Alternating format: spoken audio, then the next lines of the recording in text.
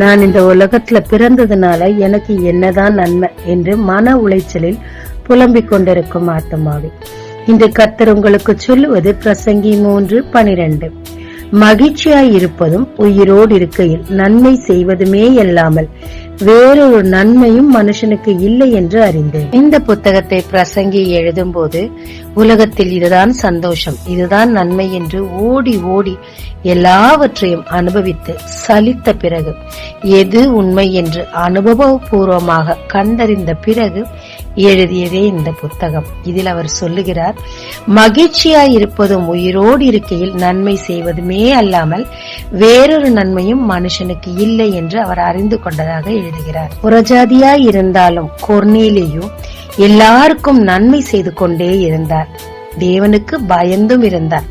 கர்த்தருக்குள் மகிழ்ச்சியாகவும் இருந்திருக்க வேண்டும். எனவே தேவனும் அவரை நினைவு கூர்ந்து அவருக்கு நன்மை செய்து அவர் மூலமாக அவர் வீட்டிலிருந்து புறஜாதிகளுக்கு ரட்சிப்பு வெளிப்பட செய்தார். கர்த்தருக்குள் மகிழ்ச்சியா இருப்பதே உங்கள் பலன் என்று சொல்லி சங்கீதக்காரன் எத்தனை துன்பங்கள் நெருக்கங்கள் வந்தாலும் தேவனுக்குள் மகிழ்ச்சியா இருந்து தேவனை துதித்ததே அவருடைய எல்லா ஜெயத்திற்கும் காரணமாயிருந்தது.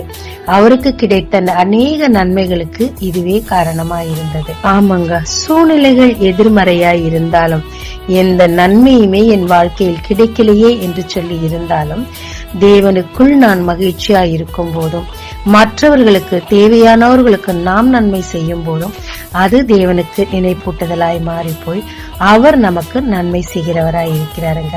நன்மை வேண்டுமா? இதை செய்து பாருங்க, கண்டிப்பா தேவனிடத்திலிருந்து உங்களுக்கு நன்மை வருங்க. ஜெபிக்கலாமாங்க. உம்மிடத்திலிருந்து நன்மை பெற்றுக்கொள்ள வழியை சொல்லி தந்தீரே, உமக்கு நன்றி இயேசப்பா. மகிழ்ச்சியாய் இருக்க என்னால் முடிந்தவரை மற்றவர்களுக்கு நன்மை செய்ய உம்மிடத்திலிருந்து நன்மை பெற்றுக்கொள்ள எனக்கும் கற்றுத்தாரும் கிருபைத்தாரும். இயேசு மூலம் பிதாவே, ஆமென். இயேசு கிறிஸ்துவின் நாமத்தில் இந்த நாளில் உங்களை ஆசீர்வதிக்கும் ஜீசஸ் விஷன்.